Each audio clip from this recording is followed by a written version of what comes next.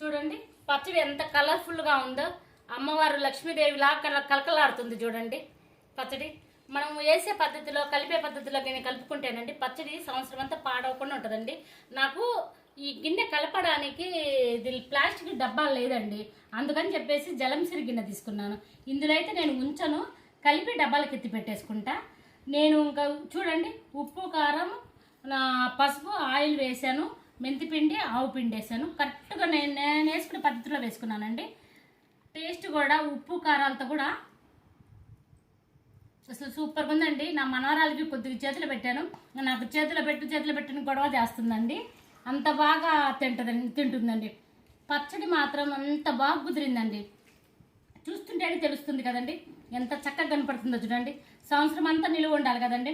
కొంచెం మా చెల్లెలకి పెట్టాలి, నా పెద్ద కూతురికి భలే ఇష్టం అండి పచ్చడి. మా చిన్నమ్మాయి పెద్దమ్మాయికి అయితే ఇంకా ఇష్టము, బాగా తినాలని ఇష్టంగా ఉంటుంది ఇది. అందుకోసం పెడతానండి నేను, మా పిల్లల కోసం పెడతాను. ఊరగాయ మళ్ళీ ఏ పచ్చడి పెట్టనండి, పండు మిరపకాయల పచ్చడి, ఈ మామిడికాయ పచ్చడి. మేము మా ఇంట్లో తినేది ఇది అండి. ఊరగాయ పచ్చళ్ళు అంటే అన్నీ తినము, ఈ రెండు పచ్చళ్ళే తింటాం. ఇదైతే కంపల్సరీగా పెడతానండి. చూడండి ఎంత చక్కగా ఉందో. పచ్చడి మాత్రం బాగా ఉందండి. ఇది మాత్రం నా చేత పాడవకుండా సంవత్సరం అంతా నిలువ ఉంటుందండి. ఇంకొంచెం ఆయిల్ పోస్తానండి డబ్బాలో పోసేటప్పుడు, ఎందుకంటే ఇదంతా ముక్క చూడండి ఇట్లా పట్టిన తర్వాత ఇక్కడ దాకా నూనె రావాలండి, అప్పుడే పచ్చడి పాడవకుండా ఉంటుంది. ఇదైతే మొత్తం పట్టిద్దండి. ఇది పోసేస్తాను.